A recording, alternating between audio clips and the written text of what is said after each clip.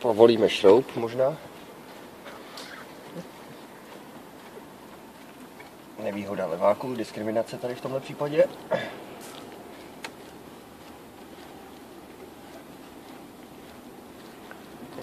A tohle se může stát jenom mně.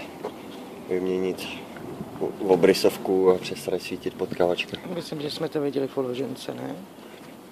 Vyměnili jsme obrysovku a přestali svítit brzdy.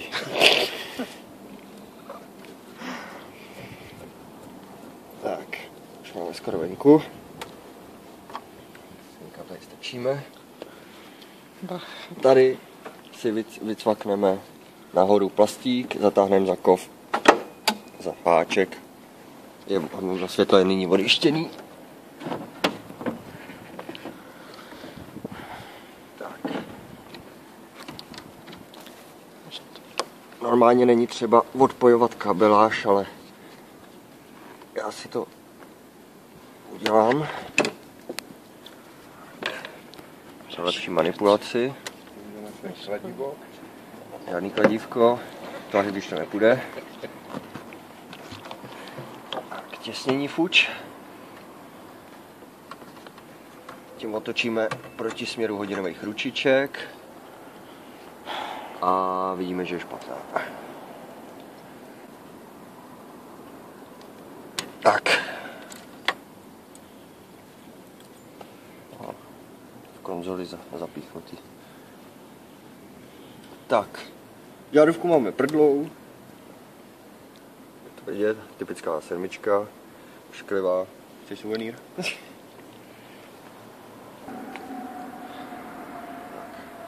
Sedmičku zde máme.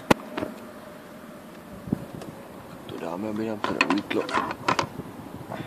Sofitku tam máme, koukám. To je v pohodě.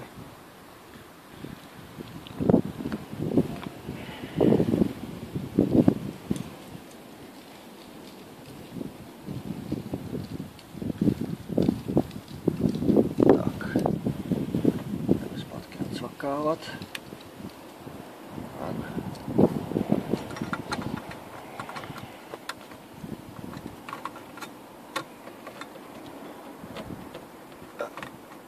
Soudruzí, někde nastala chyba. Dobrý. Tak. Utěsníme. Se nám nedostala voda.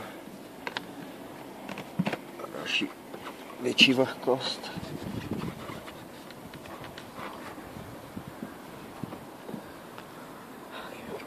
Napojíme a nesvítíme.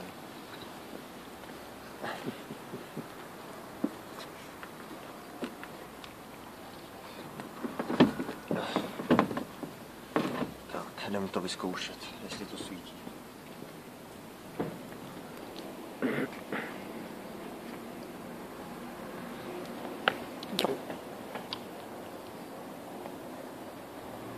Jo?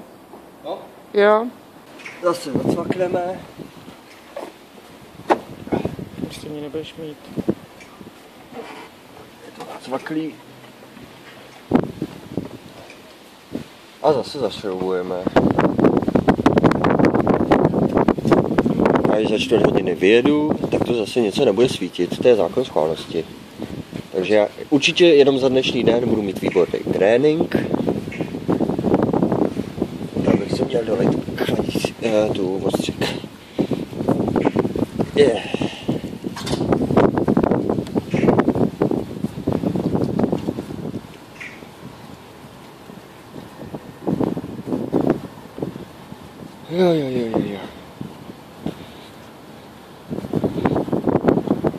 Ještě kousek.